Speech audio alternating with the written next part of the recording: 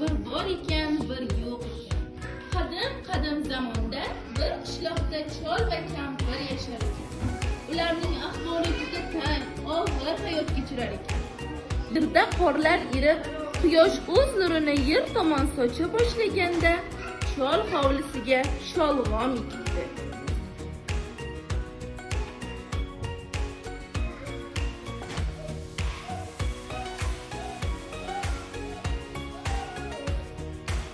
Uni taglarini yumshatdi. Unga suv quyibdi.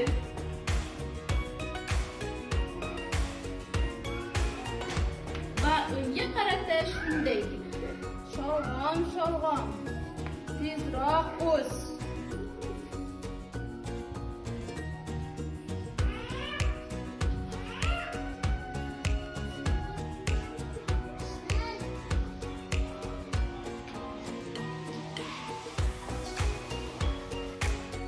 Onda turgan chol hovliga chiqdi.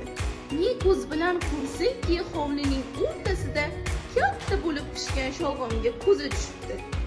O'z ko'zlariga ishonmagan chol sholg'omning oldiga borib, u yog'iga o'tibdi, bu yog'iga o'tibdi va uni tortib ko'ribdi. O'zicha hayollabdi chol.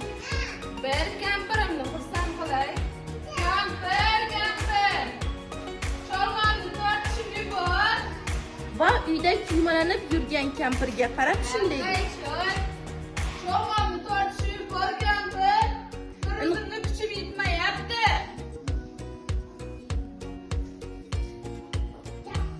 Cholni belidan mahkam ushlabdi. Kampir cholni, chol sholg'omni tortishibdi, ammo yerdan chiqara olishmabdi. Shunda kampir nabirasini chaqiribdi. Nabira, bizga qarash yubor, qo'ladi. Cho'qqillabgina yetib kelibdi nabirasi. Nabira buvasi cholni, chol sholg'omni tortishibdi, ammo sug'urish olmabdi. Shunda nevarasi hovliga alanglab, bu yoqqa qarasa, hovlisida kuchukchasi yotgan ekan. Kuchukchasini yordamga chaqirdi. Kuchukcham, bizga qarashib yubor. deb yugurib kelibdi. Kuchukcha nevarasini ko'ylagidan mahkam tishlab olibdi.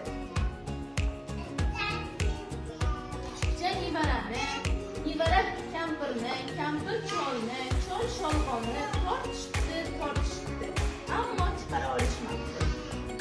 Shunda kuchukcha hovlini o'rtasida quyoshga tovlanib yotgan mushukka qarab shunday debdi.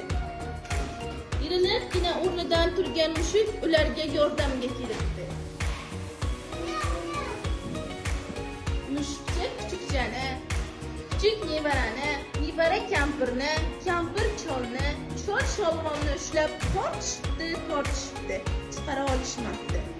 Shunda bir burchakda chirillab turgan sichqonga qarab mushuk baqiribdi.